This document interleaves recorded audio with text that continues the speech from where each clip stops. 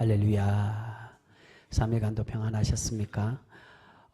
장마가 시작되었다고 합니다. 원래는 6월에 장마인데 우리 기온이 많이 변해서 이제 7월 늦은 장마가 시작이 됩니다.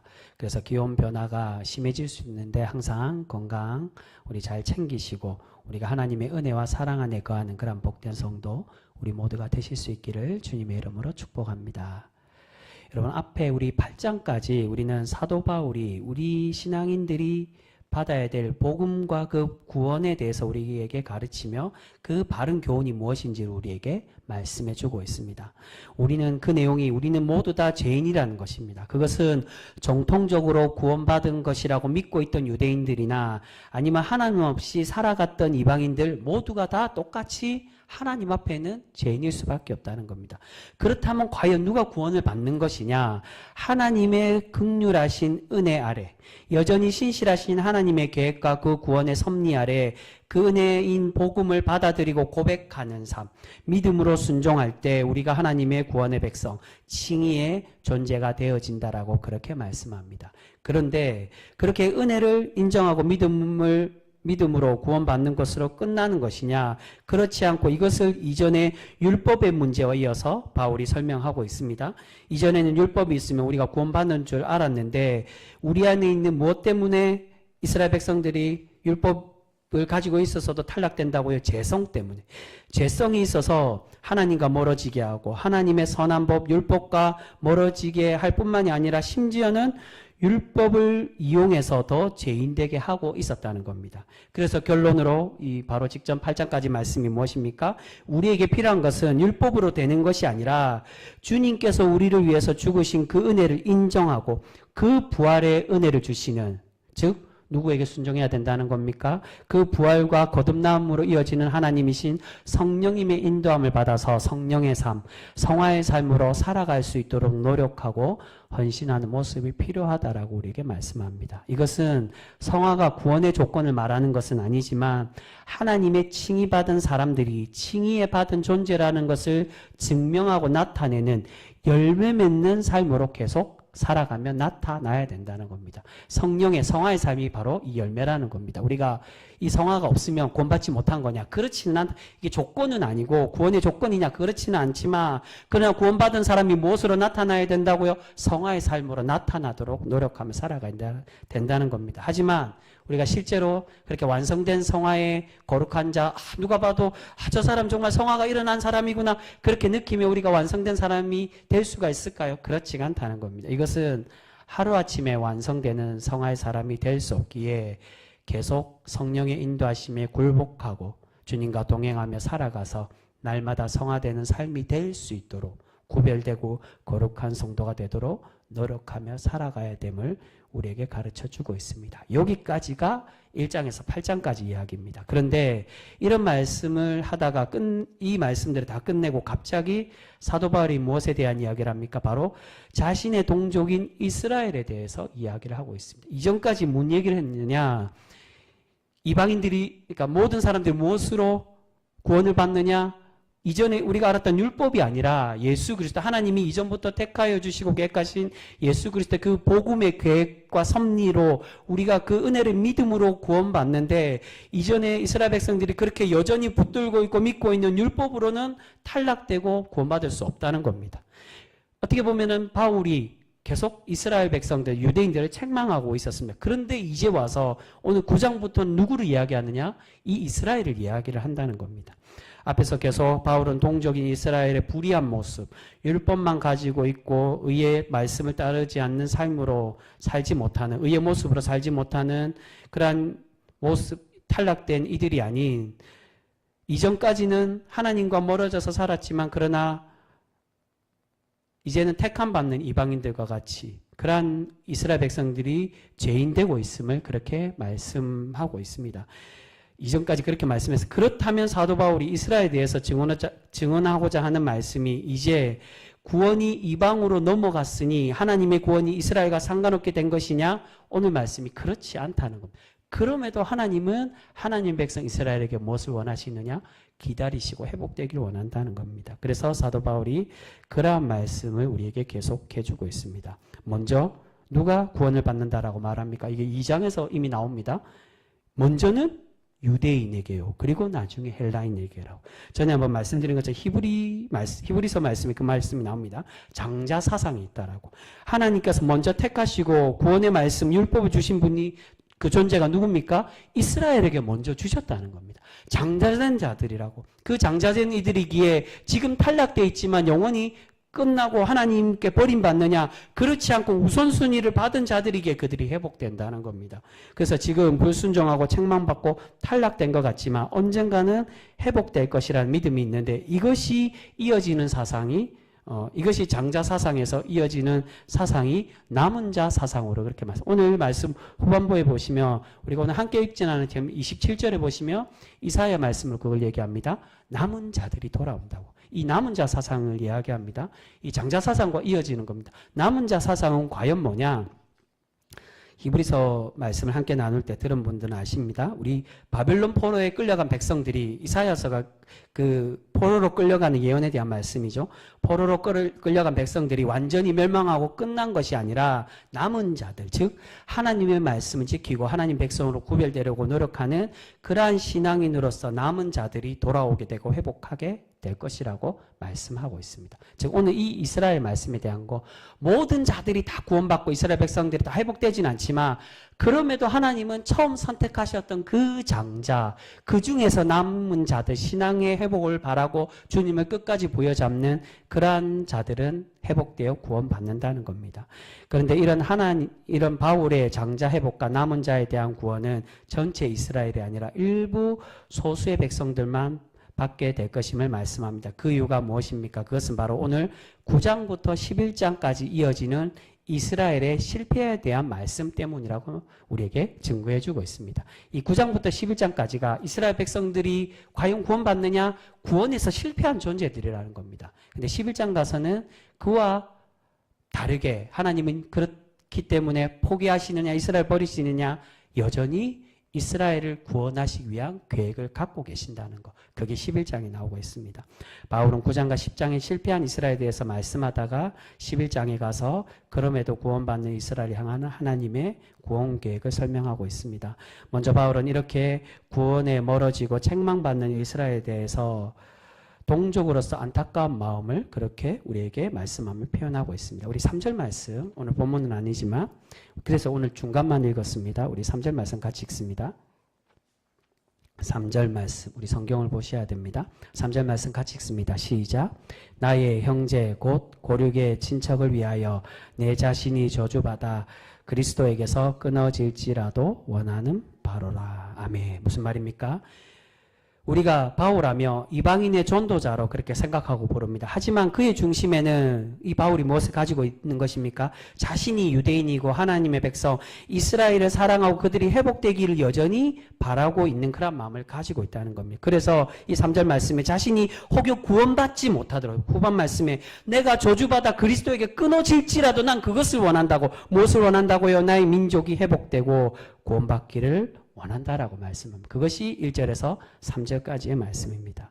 이스라엘이 이렇게 하나님의 백성이 되고 회복하기를 바라는 이유가 원래 하나님께 택함 받은 백성들이기 때문이라는 겁니다. 그것이 4절과 5절 말씀입니다. 우리 4절 5절도 같이 읽겠습니다. 시작.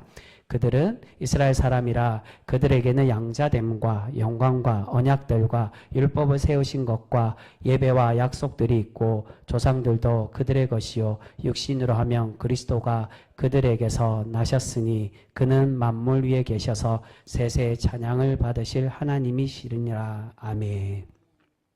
자신의 동족 이스라엘은 하나님이 양자된 자. 여기서 양자됐다는 게 자녀되었다는 걸 말합니다.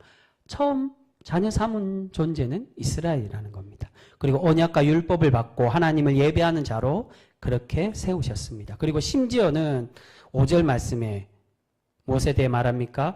우리의 구원의 핵심이신 예수 그리스도 그 구주가 우리와 같은 이스라엘 같은 민족 동족의 있는 사람이라는 겁니다.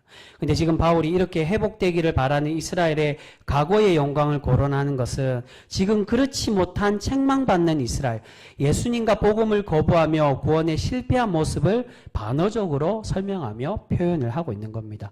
그렇게 바라고 그렇게 택함 받았지만 지금 이스라엘 백성들이 어떻느냐? 6절부터 그 말씀이 나옵니다. 그렇다면 당연히 구원받느냐 이들이? 그렇지 않다. 혈통으로 받는 게 아니다. 그게 6절부터 나옵니다.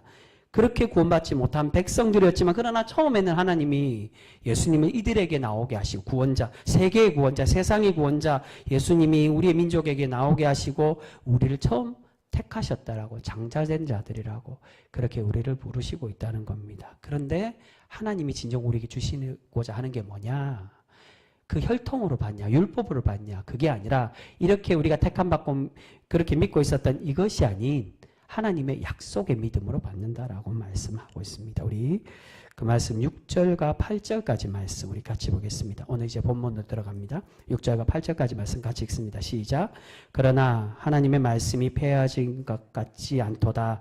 이스라엘에게서 난 그들이 다 이스라엘이 아니요 또한 아브라함의 씨가 다 그의 자녀가 아니라 오직 이삭으로부터 난 자라야 내 씨라 불리리라 하셨으니 곧 육신의 자녀가 하나님의 자녀가 아니요 오직 약속의 자녀가 씨로 여기심을 받느니라. 아멘. 6절의 시작에 그러나 하나님의 말씀이 폐하여진 것 같지 않도다. 이 말씀은 똑같다는 얘기입니다. 그러니까 나의 동족이 구원받기 원하는데 구원받느냐? 그렇지 못하더라고. 예수님을 거부하고 믿음을 거부했기 때문에 그렇지 못하는데 그 모든 구원이 다 똑같다는 거. 왜냐하면 이전에는 이스라엘 백성들이 어떻게 믿었습니까? 우리가 혈통으로 받는다라고. 계속 말씀하는 게 그겁니다. 바울은 유대인들이 하나님 말씀과 멀어지고 참되게 행하지 않으므로 하나님의 구원에 멀어졌는데 하지만 이것이 완전히 폐하여진 것이 아니라고 말합니다. 그것은 이어서 말씀하는 것처럼 유대인이나 이방인들에게 동일하게 주시는 은혜, 하나님의 긍휼하심과 사랑으로 구원받음을 우리에게 말씀합니다. 그 사랑과 은혜의 기초가 뭐냐? 혈육으로 받는 것이 아닌 약속으로 받는다는 겁니다. 그게 7절과 8절 말씀이죠. 혈육으로 이스라엘에서 난 사람이 이제 7절 말씀입니다. 혈육으로 이스라엘에서 난 사람이 이스라엘이 아니라 참 이스라엘이 아니라 그래서 여기서 이스라엘이란 하나님의 진정한 백성, 구원받는 백성을 말합니다. 이전에 사도 바울이 자신의 동족을 말할 때 어떤 단어를 씁니까? 이스라엘을 하지 않고 2장에 먼저는 유대인에게요 라고 말합니다. 다른 표현이죠. 이거는 계속 율법의 얼매이고 주님을 거부하는 가식적인 백성을 말할 때 유대인이라고 말하는데 이제 이 말씀에서 진짜 구원받는 백성으로 말하기 위해서 하나님의 은혜로 이스라엘의 뜻이 뭡니까? 내가 하나님과 싸워 겨루어 이겼다라고 하나님의 지도를 받는 자라고 다스림을 받는 자라고 어떻게 이긴 것입니까? 은혜로 하나님이 저주심으로 받은 그 백성, 그러니까 참 구원을 받는 백성이 누가 되느냐? 혈통이 아니라는 겁니다. 그 말씀이 8절로 이어집니다. 육신의 자녀가 하나님의 자녀가 아니라 약속의 자녀라고. 이삭을 말하는 거죠. 하나님의 구원의 약속을 받고 그 구원의 약속을 믿는 백성이 하나님의 참 이스라엘 구원의 백성이 됨을 우리에게 말씀하고 있습니다. 여기서 말하는 약속의 자녀 이삭은 이삭으로 난 모든 백성들이 하나님의 자녀들이구나. 근데 즉 누구를 말합니까? 결국 이삭을 말하는 건 지금 유대인들, 이스라엘 바로 지금 자신들을 말합니다. 근데 그걸 말하려는 게 아니라 이삭의 후예다 이걸 말하는 게 아니라 이삭을 거론하고 약속의 후손, 약속의 자손을 말하는 건 하나님께서 태가 끊어진 아브라함과 사라를 통해 아들을 보내주시겠다는 그 약속을 통해 이 구원의 약속인 아들을 얻는 그 은혜로 그 혈통으로, 그 약속의 혈통으로 구원받는다. 단순히 이삭의 혈통으로 받는다는 게 아니라 태가 끊어졌지만 부활의 은혜를 주신 아브라함과 사라에게 주신 그 약속의 아들, 그 약속의 아들이 이삭이 아니어도 상관없다는 겁니다. 중요한 건 하나님이 이 약속으로 주신 그 아들의 후손이 될 때, 그 믿음으로 살아가는 백성이 될 때 하나님의 구원을 받을 수 있음을 말씀합니다. 그래서 이것을 약속의 자녀라고 말씀하고 있는 것인데 그런데 문제가 이것이 이어서 나오는 에서와 야곱의 말씀으로 이어지면서 불공평함에 대해서 우리에게 말씀합니다. 리브가가 태에서 하나님께서 그들의 의로움과 죄악으로 판단해서 야곱을 선택한 것이 아니라 어떻게 말씀합니까? 처음부터 그냥 야곱을 사랑하시고 에서를 미워하시기로 작정하셨다는 겁니다. 하나님의 선택이라는 겁니다. 여러분 이것은 계속 앞에서 말씀드린 것처럼 하나님의 구원은 하나님의 주권에 달려 있음을 말씀합니다. 이스라엘은 우리가 처음 약속을 받았는데 우리가 처음 믿고 오랫동안 율법으로 행하며 살았는데 왜 우리가 밀려나고 우리가 탈락됐냐라고 그렇게 계속 생각합니다. 그런데 하나님은 그러한 생각을 가진 이스라엘에게 말씀하는 겁니다. 하나님의 구원은 우리에게 달려있고 우리의 노력이 아니라 하나님의 주권 아래 있음을 우리에게 말씀하고 있습니다. 이것을 이어서 말씀합니다. 우리 19절 말씀 한번 보겠습니다. 19절 말씀 우리 같이 읽습니다. 시작. 혹 내가 내게 말하기를 그러면 하나님이 어찌하여 허물하시느냐 누가 그 뜻을 대적하느냐 하리니. 이 비슷한 말씀이 14절에도 나옵니다. 이제 불만을 가진다. 그럼 우리 구원받는 거 어떻게 되는 거야? 19절의 말씀 표면적인 건 그렇게 정해져 있고 하나님의 주권이면 왜 우리가 책망받고 하나님께 거역할 수 없냐는 것입니다. 우리가 거역할 수 없는 존재가 아니냐는 거죠. 이거는 다른 의미로 보면 14절도 그것을 말하는데 이미 하나님의 주권으로 정해진 구원이라면 불공평한 것이 아니냐 그것을 말씀하는 겁니다. 하지만 하나님은 이어서 20절과 21절을 통해 주인의 뜻대로 한다고. 그래서 21절에 토기장이에 대한 말씀을 합니다. 토기장이가 질그릇을 마음대로 사용하듯 우리 하나님의 구원의 주권은 우리가 함부로 할 수 없다는 겁니다. 근데 여러분 여기까지 계속 보시면 하나님의 주권이다. 우리가 인정해야 된다. 그걸 말씀하시지만 다른 한편으로는 여전히 불편한 생각이 들 수 있습니다. 여전히 하나님 마음대로 아니냐고. 아무리 구원이 하나님의 뜻에 있고 하나님이 우리를 구원을 주신 주인이지만 하나님 마음대로 누구는 주고 누구는 주지 않다. 그걸 처음부터 정했다고 그렇게 이야기하면 우리가 불공평한 분처럼 느껴질 수 있습니다. 그런데 하지만 하나님의 구원의 주권을 갖고 있다는 것은 하나님 마음대로 하겠다. 그걸 말하는 게 아니라 그것은 하나님의 변덕스러운 마음을 구원받는 자를 택하는 것이 아니라 자격 없는 우리에게 은혜로 주심에 대해서 말씀하고 있습니다. 그 말씀이 중간에 있는 사실 이 말씀이 뒤로 가야 되는데 이게 중간에 있습니다. 15절과 16절 말씀입니다. 우리 15절 16절 같이 읽겠습니다. 시작.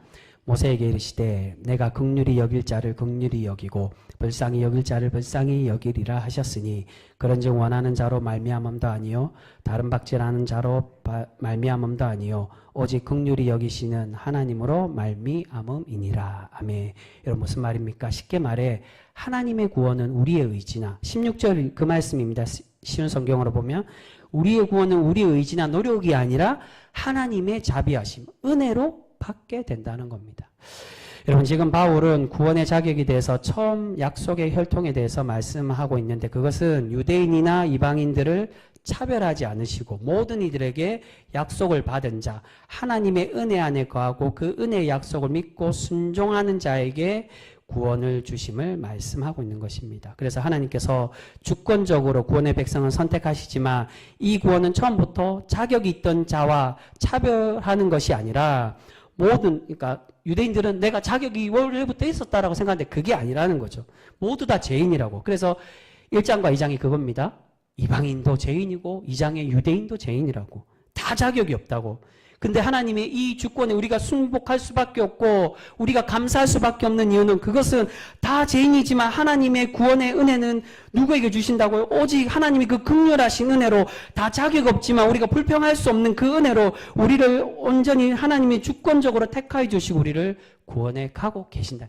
하나님 마음대로 하나님 택하고 싶은 사람 택한 게 아니라 받을 수 없는 구원받을 수 없는 그 자격 없는 우리를 하나님의 은혜로만 우리를 구원하시기에 우리는 하나님이 그 주권과 은혜에 순종하고 복종하는 사람이 되어야 됨을 우리에게 말씀하고 있습니다. 여러분 오늘 사도 바울은 자신의 마음은 자신의 동족인 이스라엘이 남은 자로서 회복되고 구원으로 돌아오기를 바라며 이스라엘을 지금 위로하고 있습니다. 그 위로의 말씀 중 그렇다면 이스라엘 탈락되냐? 그렇지 않고 하나님이 믿음으로 이방인들을 구원한 것처럼 이스라엘 백성들도 남은 자가 되고 장다된 자들을 기다리고 계시는 것처럼 하나님의 복음 말씀으로 돌아올 때 하나님이 회복하시고 구원해 주신다는 겁니다. 하지만 그런 이스라엘이 지금 현재는 어떻다라는 것입니까?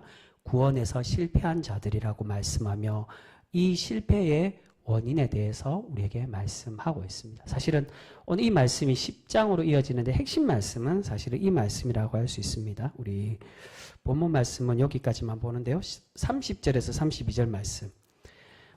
뒤에 오늘 본문 외의 말씀입니다. 9장 30절에서 31, 32절까지 말씀. 우리 3절 말씀입니다. 그렇다면 하나님의 은혜로 구원받는데 왜 이스라엘 백성들이 왜 자꾸 내가 그들은 정죄하고 왜 구원받지 못한다라고 말하느냐? 그 이유를 바울이 지금 설명합니다. 우리 같이 읽습니다. 30절부터 32절 말씀 같이 읽습니다. 시작.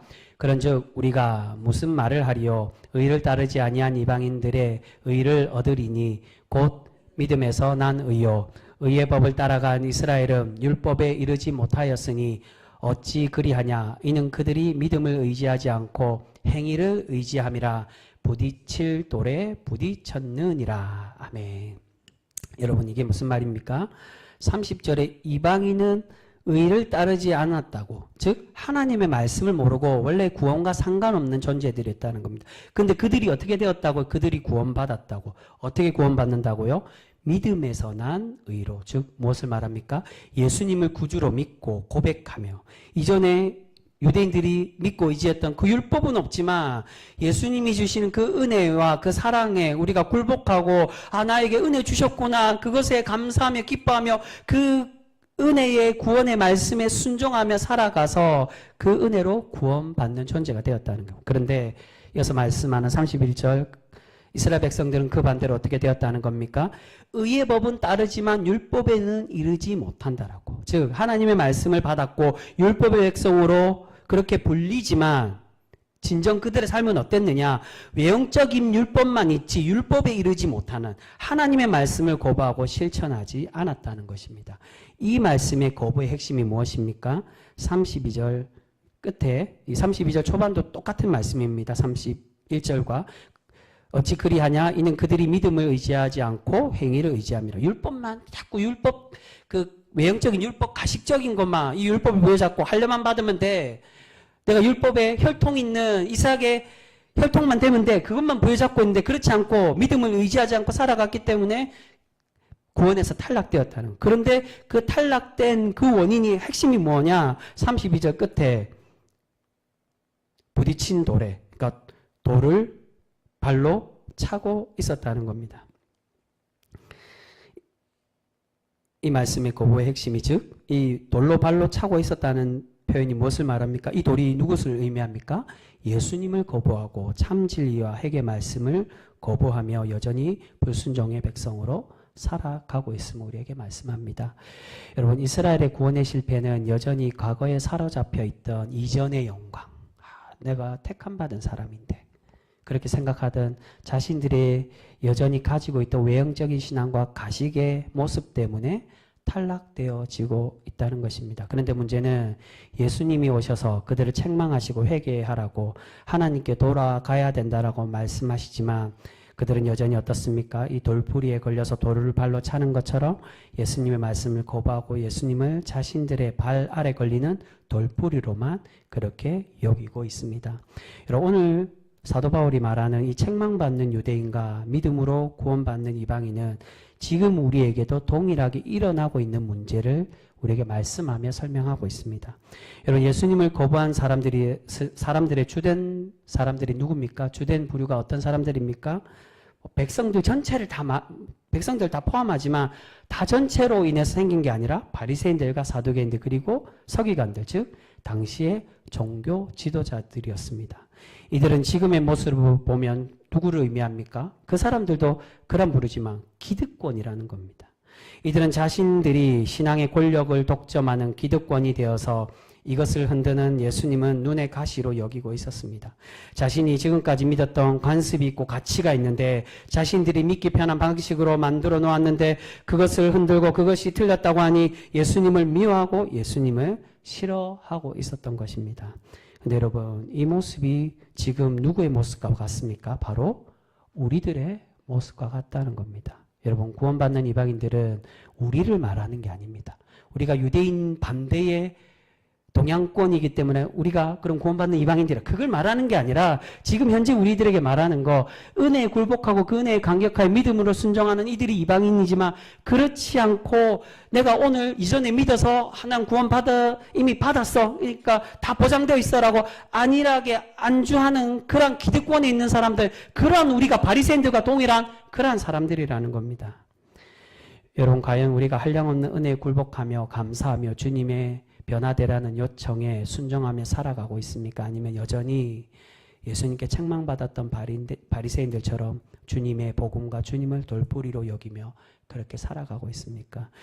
여러분 가끔 그렇게 이야기하는 사람들도 있습니다. 예수님이 아직 오시지 않는 이유가 누구 때문이냐? 바로 우리 때문이야. 재림하시는 주님이 왜 안 오느냐? 우리 때문이라고. 왜냐하면 예수님은 여러 모습으로 정말 우리에게 참 구원자로 오시기를 원하고 계시는데 우리는 자꾸 어떻습니까?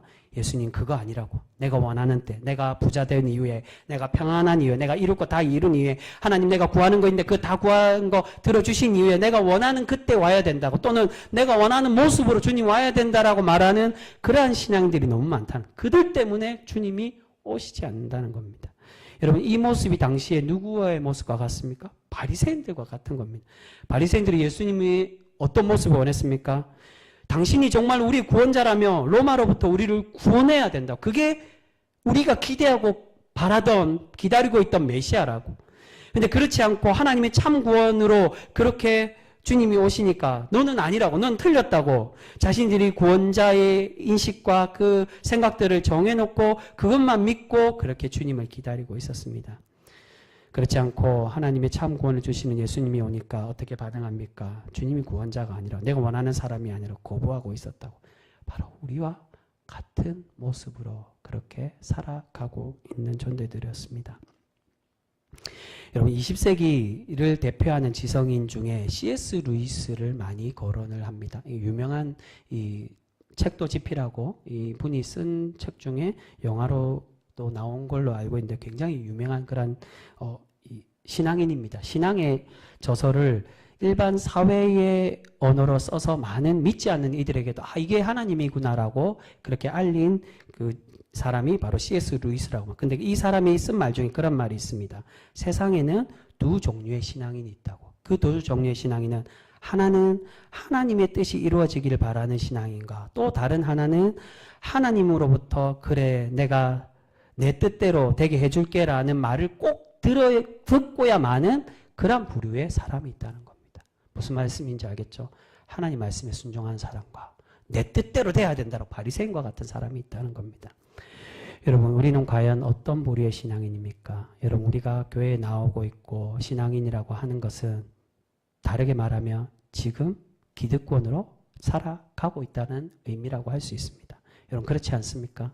새로운 사람이 오면 우리가 어떻게 반응하는가? 처음에는 환영하고 적응하도록 그렇게 돕지만 나중 점점 시간이 지나고 나를 침범하거나 나의 경계를 넘어서면 그들을 거부하고 반대합니다. 틀렸다. 우리 교회는 그런 교회가 아니라고. 여러분 그렇다면 우리는 이미 바리새인들과 같은 기득권에 속하는 사람입니다. 여러분 우리 교회가 계속 시골 교회를 추구할 수가 없습니다. 제가 이 말씀을 굉장히 고민을 많이 했습니다. 여러분 성경에 시골 교회냐 도시 교회냐 그걸 말하지 않습니다. 그것은 사람의 간섭으로 만든 거지 주님이 우리에게 진정을 원하시는 하나님의 교회는 무엇입니까? 하나님의 말씀에 순종하는 교회, 그거를 원하고 계신다는 겁니다. 근데 어느 목사님이 그러한 이야기를 하신 적이 있습니다. 이 책에 있는 이야기입니다. 어떤 치유의 은사를 받은 목사님이 있는데 어느 성도가 자신의 무릎에 관절염이 있어서 그 치유받기 위해서 그 목사님께 기도를 받으러 갔는데 아무리 기도해도 이게 잘 낫지 않는다는 겁니다. 그래서 하나님께 기도해 보니까 그 목사님이 그 성도의 마음에 미워하고 여전히 용서하지 못한 사람이 있기 때문에 그가 그 아픈 무릎이 낫지 않는다는 겁니다. 그래서 정말로 용서하지 못한 사람이 있느냐 하니까 깜짝 놀라며 있다고. 그러면 하나님이 지금 용서해야지만 너의 아픔이 나을 수 있다라고 말하니까 그 성도가 어떻게 했는지 아십니까? 알겠다고. 그러면서 무릎 낫기를 포기하고 돌아갔다는 겁니다. 여러분 이게 우리 신앙인입니다. 여러분 우리 모습이 그렇지 않습니까? 이게 기득권이라는 겁니다. 하나님 말씀에 굴복하기보다 하나님의 뜻대로 내가 순종하고 하나님 내가 죄인이군요. 내가 회개하지 못하고 내가 용서받아야 될 이들에게 찾아가서 용서하지 못하는 자존심, 용서를 구하기 위해 왔는데 내가 용서하지 못하는 그러한 우리의 자존심이 가진 사람이 바로 우리의 이 시대를 살아가는 바리새인들이며 기득권이라는 겁니다. 우리 교회는 이렇게 해야 된다고. 우리 교회는 시골교회니까 시골교회처럼 해야 된다고. 이전의 모습의 영광을 여전히 가져야 된다고. 그렇게 생각하는 게 기득권이라는 겁니다. 여러분 이전에 가졌던 좋은 모습들 옹고지신이기 때문에 잘 유지하시면 됩니다. 근데 이전에 가졌던 좋은 모습을 우리가 유지하는 거와 이전의 관습을 그대로 가지는 거, 나는 꼭 이렇게 해야 된다고, 우리 교회는 이렇게 해야 된다고, 우리 교회는 시골교회니까, 우리 교회는 어떤 교회니까, 우리 교회는 누가 말을 이야기하기 때문에 기득권이니까, 그 기득권이 이야기하기 때문에 욕심을 부리기 때문에 이것이 옳다라고 말하니까 내가 보기에 이게 아름답다라고 말하면 그렇게 해야 되는 교회처럼 된다면 곧 우리 교회는 하나님께 실패한 이스라엘의 바리새인들이 주인되는 교회가 될 수밖에 없는 것입니다. 여러분 신앙은 편한 것이 아닙니다. 불편한 게 신앙인입니다. 어떤 이들은 교회가 재미있고 평안을 얻으려고 교회 왔는데 그런데 교회가 그렇지 않다는 겁니다. 근데 여러분 우리 주님이 어떻게 말씀하십니까? 주님이 사랑을 주실 때도 있지만 사실은 제자들과 신앙인들을 불편하게 하는 내용이 훨씬 더 많습니다. 주님의 사랑의 극치는 마지막에 죽으실 때 십자가로 몸소 보이셨지 주로 어떻게 말씀하십니까? 계속 책망하고 교훈하시며 너희의 신앙이 제자들에게 이것밖에 안 돼. 믿음이 이것밖에 안 되냐고. 바리새인들과 사두개인들과 서기관들에게 화가 있을 것이라고 저주하며 이 독사의 자식, 지금에 보면 개라는 표현입니다. 쌍욕을 하신 겁니다. 그렇게까지 그들을 욕하시며 저주하고 계십니다.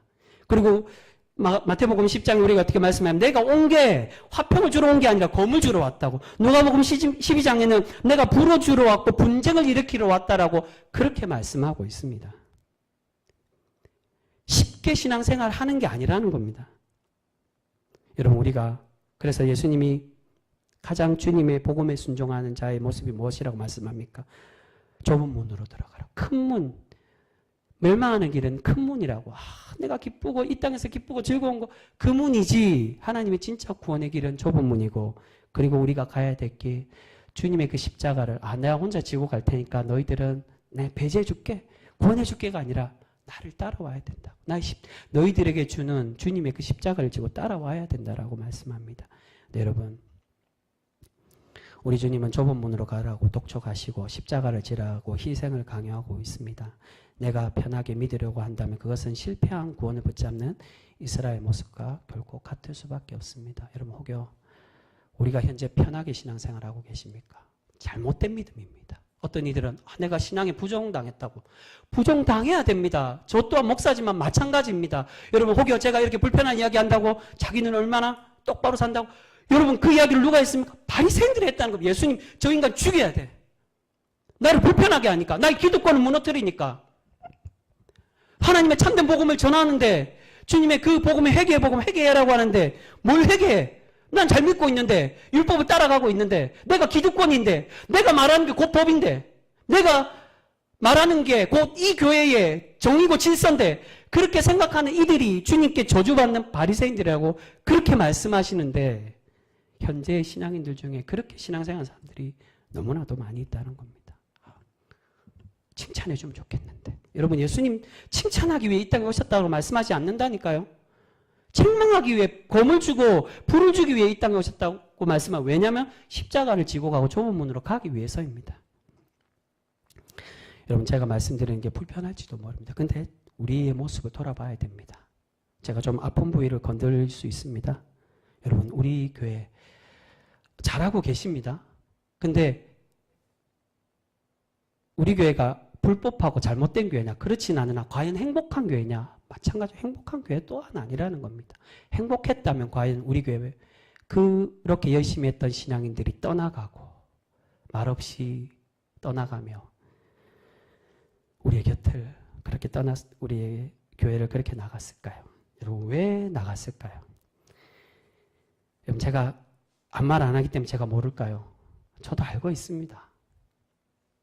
그 이전에 우리에 있었던 모습들 제가 모른 척하는 거지 모르는 게 아닙니다. 저도 목회를 10년 넘게 20년 가까이 전도사부터 20년 가까이 목회와 사역을 했습니다. 늘 듣는 얘기가 그겁니다.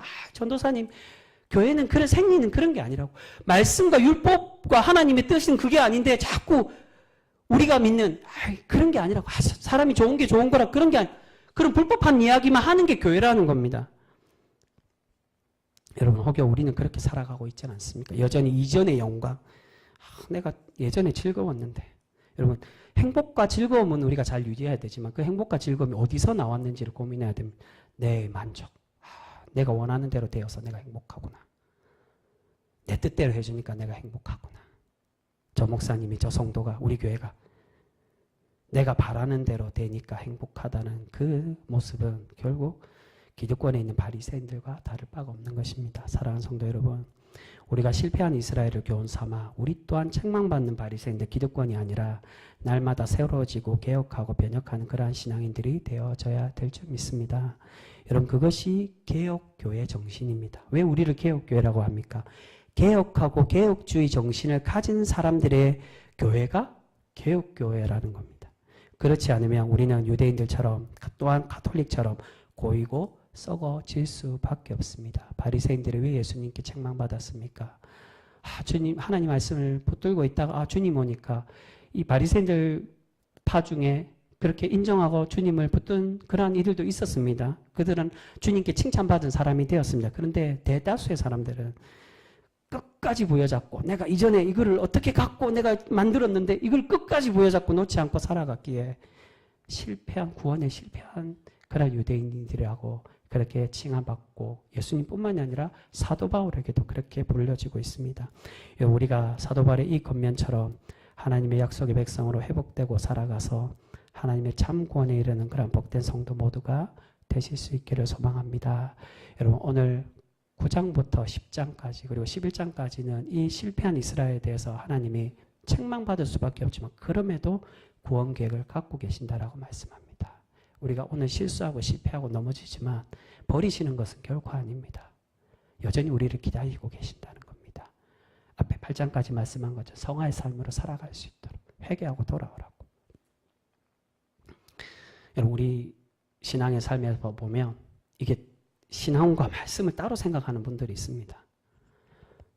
나는 기득권이 아니라고 말하면서 생각하면서 기득권 행사를 합니다. 내가 원하는 대로 돼야 된다고 교회가. 여러분 우리의 모습이 과연 주님의 말씀에 그 은혜에 나를 낮추고 나를 깎고 순종하고 복종하고 있는지. 여러분 저도 비판받아야 될 사람입니다. 저도 너무 연약하고 부족한 사람이 실수하고 넘어질 때 너무나도 많습니다. 제가 뭐 예수님이라고 말하는 게 결코 아닙니다. 그런데 바리새인들 예수님께서 책망했던 바리새인들이 어떻게 했다는 겁니까? 지나 잘하지. 저 옳은 말 하는 사람 내 가슴이 찔리고 불편하니까 죽여야 돼. 쫓아버려야 돼. 제하여 버려야 돼. 그렇게 생각하는 사람들이 하나님의 구원에서 벗어난 책망받는 바리새인이라고 말씀합니다. 우리가 오늘 사도 바울이 우리에게 이러한 책망받는 성도가 아니라 오늘 9장에서부터 우리에게 말씀하고자 하는 건 너는 책망받아서 끝났다는 게 아니라 이제는 주님께로 돌아. 예수님을 돌뿌리처럼 발로 차서 거부하는 그러한 구원받지 못하는 백성이 아니라 하나님께로 돌아와. 내가 기득권이라고. 내 뜻대로 돼야 된다고. 주님은 내 뜻대로 구원을 하셔야 된다고. 나에게 복을 주셔야 되고 내가 원하는 대로 살아야 되고 우리 교회가 원하는 대로 돼야 된다라고 그렇게 욕심 부리는 게 고집 부리는 게 아니라 우리가 하나님 말씀에 순복하고 우리가 복종하여 하나님이 기뻐 받으시는 그러한 교회, 종교 집단이 아닌 하나님의 참 진리에 구원받는 그러한 하나님의 공동체로 날마다 세워가는 우리 교회 평성교회 모두가 되실 수 있기를 주님의 이름으로 축복합니다. 기도하겠습니다.